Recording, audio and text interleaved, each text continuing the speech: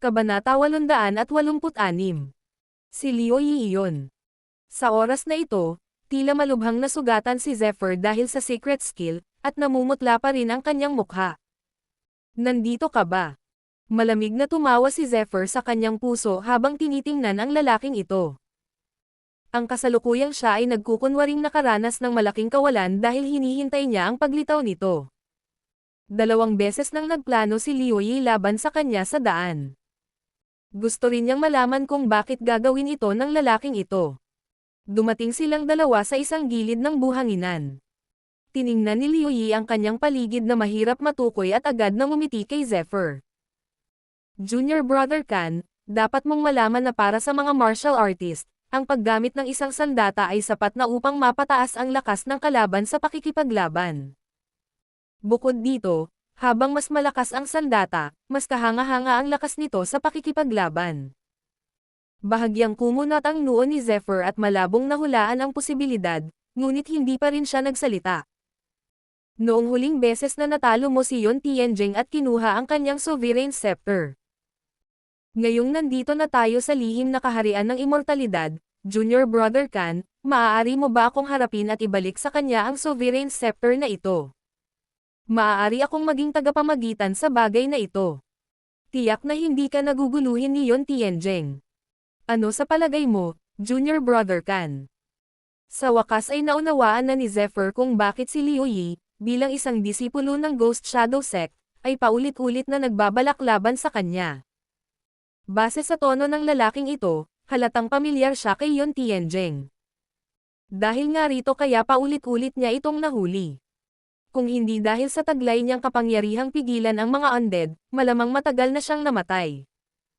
Hindi niya inaasahan na ang lalaking ito ay magiging ganito katigas ang balat. Sa sandaling ito, nagawa na niyang dilaan ang kanyang mukha at hilingin na ibalik ang sovereign scepter. Sa tingin mo ba ay tanga ako? Nang tumingin kay Liu Yi, bahagyang umangat ang sulok ng bibig ni Zephyr habang malamig itong tumatawa. Junior Brother Kan, anong ibig mong sabihin? Agad na nagbago ang ekspresyon ng mukha ni Liu Yi habang nakatingin kay Zephyr. Hindi niya mapigil ang magsalita. Tumigil ka. Agad na nagyelo ang paligid. Para bang nawala ang dating daloy ng hangin. Nakatitig ng mariin si Liu Yi kay Zephyr, na para bang gusto niyang makita ang nasa likod ni Zephyr. Ang sovereign scepter na ito ay isang bagay na nakuha ko mula sa aking labanan. Gusto mong ibalik ko ito sa pamamagitan lamang ng ilang salita. Liu Yi, sa tingin mo ba ay tanga ako? Halatang halata ang pang-iinis sa mukha ni Zephyr. Zephyr, mabuti pang huwag kang tumanggi. Sa pagkakataong ito, mabait akong hikayatin ka, alang-alang kay Jindy at sa The Boundless Academy. Kung hindi lang dahil sa proteksyon ng dalawang ito, gamit ang iyong cultivation, dinurog na sana kita gamit ang isang kamay. Agad na namula ang mukha ni Liu Yi sa sandaling ito, at ang kanyang tono ay puno ng nagbabantang aura at kaunting pagpatay. Bilang isang eksperto sa antas ng hari, karamihan sa kanila ay nasa antas ng espiritu, at gayon din si Liu Yi.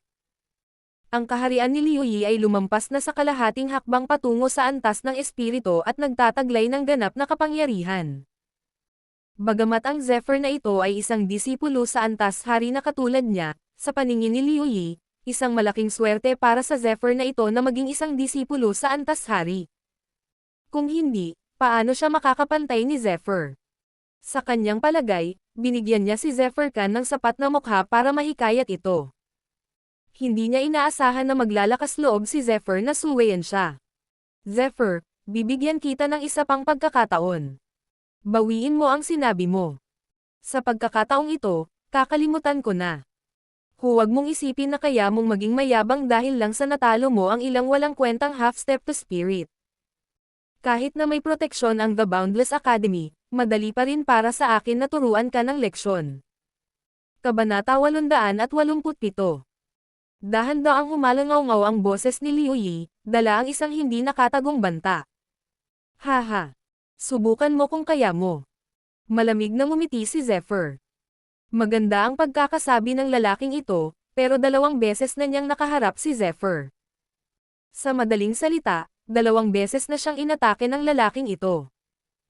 Kung hindi lang dahil sa lakas ni Zephyr, matagal na sana siyang namatay. Hindi na kailangang itago ni Zephyr ang kahit ano sa taong ito. Hinahanap mo ang kamatayan. Agad na naging napakapangit ng ekspresyon ni Liu Yi habang walang awang iniwas niya ang kanyang palad patungo sa ulo ni Zephyr. Kung tinamaan siya ng palad na ito, kahit hindi malubhang nasugatan si Zephyr, malaking bahagi ng kanyang mukha ang malamang napunit. Sampal sa mukha. Isa itong malaking kahihiyan para sa isang martial artist. Akala mo may mga nagawa ka na, pero ang lakas ng loob mong maging arrogant sa akin. Papatayin mo ako. Dahil sa lakas ni Liu Yi, pakiramdam niya ay madali lang ang sampal na ito. Kahit pahenyo si Zephyr, hindi niya ito makakayanan. Buzz. Maririnig ang tunog ng kung anong bagay na pumutok sa hangin, at nagsimulang mapunit ang nakapalibot na espasyo. Halata kung gaano kagulat ang palad na ito. Nakatayo roon si Zephyr, walang ekspresyon at hindi gumagalaw. Boom! Nang malapit na siyang sampelan. Sa sandaling ito, kumilos si Zephyr. Buzz! Sunod-sunod na lumitaw ang mga anino. Mas mabilis kaysa sa sukdulan ang galaw ni Zephyr. Boom! Naramdaman na lamang ni Liu Yi ang isang harapan niya, at sa sumunod na sandali, isang napakalaking puwersa ang sumabog. Bang! Teknik ng kamao at pagsabog ng puwersa ng kamao. Kasunod ng suntok na ito, agad na nakaramdam ng matinding sakit ang ulo ni Liu Yi habang lumilipad palabas ang kanyang katawan sa sumunod na sandali. Anong nangyayari? Si Liu Yi ay napatalsik palabas ng buhanginan, at agad na lumipad daan-daang metro ang layo. May isip ng isa kung gaano kahanga-hanga ang suntok na ito. Maraming disipulo ang hindi napigil ang mapasigaw sa gulat nang makita nilang si Liu Yi ay pinalipad. Si Zephyr ba yan? Maaari kayang pinalipad ni Zephyr itong si Liu Yi. Paano ito nangyari? Si Liu Yi ay isang unang antas ng espiritu, imposibleng mapalipad siya ni Zephyr. Swoosh! Habang kumukurap-kurap ang kanyang figure, nakatayo roon si Zephyr na may bahid ng lamig sa kanyang mga mata. Sa pagkakataong ito, sinasadya niya ang galaw niya. Nagkukunwari siyang nasaktan dahil alam niya ang layunin ni Liu Yi. Ngayong alam na niya ang dahilan nito, hindi na niya kailangang magpatuloy sa pagpapanggap. Bukod pa rito, sa oras na ito, kung hindi niya ipapakita ang kanyang malakas na panig, maraming tao ang magtutuon ng kanilang atensyon sa kanya dahil dito. Ang ginawa niya ay isa lamang paraan ng pagpigil. Zephyr. Hinahanap mo ang kamatayan. Ang paglipad sa iyo ng isang nakababatang miyembro ng agility sa harap ng napakaraming tao ay isang malaking insulto kay Liu Yi. Lalo na itong nangyari nang marinig niya ang mga talakayan ng mga nakapalibot na disipulo. Ang mukha ni Liu Yi ay kasing lungkot ng itim na tubig ng isang kalaliman. Gaano man ito kapangit, ang kanyang boses ay kasing bangis ng isang sumpa. Liu Yi, tama ba? Bahagyang nanliit ang mga mata ni Zephyr habang pinapanood niya si Liu Yi na pakawalan ang kanyang pagpatay. Nanlamig ang kanyang ekspresyon nang biglang kumalat ang isang walang kapantay na malakas na intensyong pumatay mula sa loob ng kanyang katawan. Ang masamang espiritu ay napakalinaw at nakakagulat na para itong isang malademonyong bundok, na pinipigilan ito. Kabanata 888. Hindi ko alam na tina-target mo na ako simula pa lang, pero alam kong wala akong anumang tunggalian sa'yo. At 2 beses mo na akong inatake sa sea area, at patuloy mo pa rin akong sinusubukang patayin. Hoy, iniisip mo ba talaga akong tanga? Kahit na eksperto ka sa spirit realm, hindi ako kailanman natakot kahit kanino. Kung hindi ka kumbinsido, sige, tatanggapin ko. Ang huling 3 salita ay labis na dominanti. Habang naririnig ang kanyang boses, tila naabot na ng masamang espiritu ang sukdulan nito. Ang mga disipulo sa loob ng radius na 1,000 metro ay nakaramdam ng isang nakakatakot na malamig na aura sa paligid nila at hindi mapigilan ng kanilang mga puso ang panginginig. Nagkaroon ng panibagong pagbuti ang lakas ni Zephyr. Sus Mariosep! Papatayin kita! Namula ang mukha ni Liu Yi habang umuungal ng malakas. Boom! Sa sandaling ito, isang malakas na pagyanig ang biglang narinig. Sa sumunod na sandali, ang nakapalibot na espasyo ay nagulo. Sandaling umiihip ang hangin at buhangin sa kanilang harapan, at hindi mabilang na buhangin ang gumugulong. Ang bawat buhangin ay parang isang matalas na espada, na patuloy na pinupunit ang kawalan. Kung ikukumpara sa anghang ng bagyong buhangin ngayon lang, ang lugar ay mahigit 10 beses na mas malaki. Malinaw na pinutol ng espada ang espasyo, na nag-iwan ng mga bitek sa isang iglap. Habang lumilitaw ang mga bitek na ito, lalong naging pangit ang mukha ng lahat. Dumagundong. May mga kakaibang tunog na nanggaling sa kanilang likuran. Ano yon? Habang nakatingin sa dagat sa likuran niya, may isang taong umungol sa hindi makapaniwala. Boom! Doon, ang makulay na liwanag ay nasa taas na 10,000 talampakan, na para bang mayroong isang sinaunang Diyos na gumigising sa pagitan nila. Habang ang makulay na liwanag ay kumakalat ng walang ingat, dahan-daang lumitaw mula sa dagat ang mga sinaunang tulay na bato. Ang bawat isa sa mga tulay na batong ito ay naglalabas ng isang sinaunang aura, na parang nagmula pa sa sinaunang panahon. Ang makulay na liwanag na lumalabas mula sa mga ito ay tila konektado sa mga tanikala ng langit at lupa. Dumagundong. Hindi lamang sa dagat, kundi pati na rin sa harap ng karamihan ay nagsimulang bumuo ng mga kadena. Ang bawat kadena ay kasing kapal ng braso ng isang lalaki at may mga palamuting hindi mabilang na kakaibang tekstura, na mukhang marangya at kahanga-hanga. Anong nangyayari? Nang makita ang mga pagbabago sa dagat at disyerto sa likuran nila, bahagyang nagbago ang mukha ng lahat. Kakaiba ang pakiramdam na ito. Klang. Gayunpaman, sa sumunod na sandali, kasabay ng mga alon ng kakaibang tunog ng friction, ang mga tanong ng lahat ay ganap na nasagot. Dahan-daang gumapang palabas ng dagat ang mga puting kalansay papunta sa mga tulay na batong ito. Ang mga puting kalansay na ito ay malinaw na mga buto ng mga undead, at lampas sila sa antas ng mga piling tao. Ang mga puting kalansay, na pinagsama-sama mula itaas hanggang ibaba, ay pawang nagdadala ng kakaibang enerhiya na dumadaloy. Ang kanilang malalakas na aura ay malinaw na nakikita. Ang hawak nila ay pawang mahahabang pana na parang mga mahahabang pana. Mukhang nakamamatay ang mga ito, samantalang ang grupong ito ng mga kalansay na undead ay may mahigit 10,000. Ang dami nila ay nakakagulat sa sukdulan. Nako, tera na. Sa wakas, isang eksperto ang natauhan. Mabilis niyang ginamit ang kanyang tunay na enerhiya at agad na lumipad sa ere. Sa oras na ito, ang mga kadena ay nagsimulang maglabas ng isang sinag na parang Diyos na may taas na 10,000 talampakan. Dahan-dahan silang gumalaw, at ang kakaibang tekstura sa mga ito ay tila nabuhay, gumagala sa loob. Kabanata 889. Ang mga cade ng ito ay lumulutang sa hangin at hindi makita ang mga hangganan nito. Walang nakakaalam kung para saan ang mga ito ginagamit. Biglang. Ang disipulo, nakakatapos lang tumakbo sa ere, ay nagpakawala ng isang matinis na sigaw. Ang kanyang katawan ay agad na napunit sa hindi mabilang na piraso ng bagyong buhangin sa ere at agad na namatay. Nako! Hindi tayo makakausad sa ere. Sa disyertong ito lang tayo makakausad. Isang eksperto ang natauhan at agad na nagbago ng paraan ng pagsulong. Nagsimula siyang dumaikit malapit sa ibabaw ng disyerto. Bagamat hindi ito kasing bilis ng nasa himpapawid, walang mahina, kaya hindi sila masyadong mabagal. Gayunpaman, malinaw na hindi kasing simple ng inaakala ng lahat ang mga bagay-bagay. Marahas na nayanig ang ibabaw ng disyerto. Sa sumunod na sandali, sunod-sunod na vortex ang mabilis na nabuo.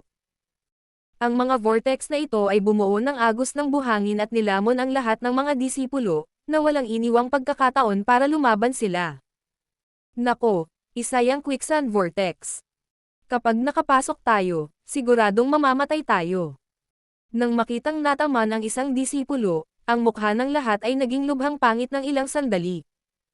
Ang kadena. Oo, ang kadena lang. Sa oras na ito, sa wakas ay may nakaisip na ng gamit ng kadena. Malinaw na sa oras na ito, wala nang mas magandang pagpipilian pa. Ang kadena na lang ang tanging paraan para makalabas. Sumayaw ng ligaw sa ere ang hangin at buhangin, at parang isang maelstrom ng kumunoy sa disyerto. Ngayon, tila mga kadena na lamang ang naroon. Buzz. Isuot mo ang mga kadena. Sandaling lumipad ang lahat pataas at nagtakbuhan patungo sa mga kadena. Tunay nga, habang sumusulong siya, hindi siya inatake ng bagyong buhangin at ng maelstrom ng quicksand, na parang walang nangyari. Basta't makakalagpas ako sa cave ng ito, siguradong magiging ligtas ang lahat. Excited na sigaw ng isang alagad. Buzz. Gayunpaman, bago pa man siya matapos magsalita, biglang sumama ang tingin ng disipulo, at pagkatapos ay dahan-daang kumalat ang marka ng dugo sa pagitan ng kanyang mga kilay. Doon, sa kanyang ulo, isang puting palaso na may buto ang nakapako roon. Tumigil ka. Nang makita ang nanginginig na puting palaso na may buto, lahat ay napabuntong hininga. Sus Mariosep, mga kalansay na undead yan. Tara na. Sa sandaling ito, sa wakas ay natauhan na ang lahat. Ano ang silbi ng mga mahahabang pana sa kamay ng mga kalansay na ito na walang buhay? Malinaw na handa silang patayin ang mga ito. Sa sandaling ito, lahat ng nasa loob ng cave ng ito ay maaaring mukhang ligtas, ngunit sa katunayan, sila ay parang biktima, na tina-target ng mga kalansay na walang buhay na ito. Buzz. Isang eksperto ang biglang naglabas ng walang katapusang true energy at mabilis na sinubukang bumuo ng isang protective true energy para protektahan ang kanyang sarili. Gayunpaman, sa sumunod na sandali, ang tumatakbong tekstura sa kadena ay biglang naglabas ng sinag ng Diyos. Ang mga sinag ng Diyos na ito ay talagang kumislap sa katawan ng ekspertong ito, at pagkatapos ang orihinal na lumunok at naglalabas na tunay na enerhiya ay talagang naglaho sa hangin, malamig. Pakiramdam ng lahat ay nanlamig ang kanilang mga puso. Hindi magagamit ang kanilang tunay na enerhiya sa cave ng ito. Nako, halatang sinusubukan niya tayong paandarin gamit ang ating mga katawang tao. Isang matinis na ungol ang pinakawalan ng isang disipulo, ngunit ang kanyang katawan ay walang ibang nagawa kundi ang sumugod. Kabanata 890. Takbo. Tumakbo sila. Sa oras na ito, wala nang ibang daan. Kahit saang daan sila tahakin, kailangan nilang mamatay. Hindi posible na tawirin ang kawalan, at ang lupa ay hindi rin makagalaw. Tanging ang cave ng ito lamang ang may bakas ng sigla. Ito ang 7-star falling moon grass. Sa ibabaw ng isang kadena, biglang nakita ng isang eksperto sa espiritu na nasa kalahating hakbang patungo sa isang gilid niya, isang kahangahangang espiritual na enerhiya ang naglalabas ng isang mapang akit na liwanag. Sa pagitan ng itaas at ibaba, isang sinag ng Diyos ang maliwanag, na parang isang pitong bituin na gasuklay. 7-star falling moon grass, isa itong bihirang espiritual na gamot. Hindi matagpuan ang espiritual na diwa ng langit at lupa, at ito ay lubhang kapaki-pakinabang para sa mga martial cultivator. Swoosh! Nang walang pag-iisip, hindi napigilan ng disipulo na sunggaban ang 7-star falling moon grass. Ha ha ha! Isa itong bulaklak na may halberd ng espada. Gamit ang bulaklak na ito ng halberd ng espada, ang aking martial arts ay angat sa isang bagong antas. Ito ang prutas na nahuhulog sa nyebe. Dahil sa dami ng kadena, maraming disipulo ang nagkaroon ng pagkakataong makahawak sa mga mahiwagang bagay. Sa simula, gusto ng lahat na makuha ang mga mahiwagang bagay na ito, ngunit ngayon, malinaw na madali nilang makukuha ang mga cave ng ito. Sa loob ng ilang panahon, kahit alam ng maraming disipulo na may mga bones undead na humahabol sa kanila, hindi nila maiwasang iunat ang kanilang mga kamay upang hawakan ang mahiwagang spiritual energy na ito. Hindi. Gayunpaman, sa sandaling nasa kanilang mga kamay na ang bagay, hindi nila inaasahan na ang mga disipulong ito ay sisiga na ng malungkot. Ang kanilang mga katawan ay tila kontrolado ng isang malakas na puwersa, at sila ay nakatayo roon ng matigas. Pagkatapos, ang kanilang mga katawan ay tinusok ng mahahabang palaso na gawa sa buto. Nako! Nako! Ang ilang mga disipulo ay nagpakawala ng galit na mga ungol at pagmumura ng sama ng loob. Hindi ito isang lihim na rehiyon. Walang kayamanan, tanging walang hangganang hanggaring pumatay lang. Aalis na ako! Aalis na ako! Sa harap ng gayong malupit na katotohanan, sa loob ng ilang panahon, maraming disipulo ang umungol sa kalungkutan at pagkadismaya. Ang isip ni Zephyr ay tahimik. Sa oras na ito, kahit na ang kanyang tunay na enerhiya ay pinipigilan din, ang kapangyarihang elektrikal sa kanyang katawan ay malayang tumatakbo pa rin. Malinaw na ang kapangyarihan dito ay hindi kayang pigilan ang kanyang kapangyarihang elektrikal, at hindi lamang iyon, kundi pati na rin ang Evil Breaking Eye at ang Mind Confusing Eye ay maaaring gamitin. Ipinapakita nito na mayroon pa ring kislap ng pag-asa dito. Matapos linangin ang sinaunang paraang Draco Nico, ang kanyang pisikal na katawan ay tila hindi kayang abutin ng langit. Kahit na limitado ang kanyang tunay na enerhiya, hindi ito pinansin ng pisikal na katawan ni Zephyr. Dahil biglaan ang nangyari ngayon lang, sa sandaling ito, humiwalay si Zephyr sa karamihan at nakagapos sa iba't ibang kadena. Habang tumitingin siya, hindi naman siya nasaktan ng kanyang mga kaibigan at nakatatandang kapatid, kaya't madaling sumulong si Zephyr sa kadena. Moving forward. Patuloy siyang sumulong. Unti-unting bumilis si Zephyr. Walang nakakaalam kung gaano nakahaba ang cade ito. Ayon sa tansya ni Zephyr, halos 15 kilometro na ang nalakbay niya, ngunit ang mga sigaw sa likuran niya ay nananatili pa rin. Maliwanag, ang kalansay na undead sa likuran niya ay patuloy pa ring iwinawagayway ang mahabang pana sa kanyang kamay at pinapatay ang lahat. Kaya naman, sa sandaling ito, hindi pa rin nawawala ang panganib. Ano yun? Kung kailan medyo nagiging balisa na si Zephyr. Bigla niyang nakita ang kabilang dulo ng kadena sa harap niya. Ito ay isang malawak na kalawakan ng puting liwanag. Kakaiba ang liwanag. Kung tungkol naman sa kabilang dulo ng kadena, imposibleng makita kung ano ang nasa loob ng liwanag. Gayunpaman, sa oras na ito, hindi ito mapag-isipang mabuti ni Zephyr. Sandali siyang tumigil at agad na sumugod sa puting liwanag.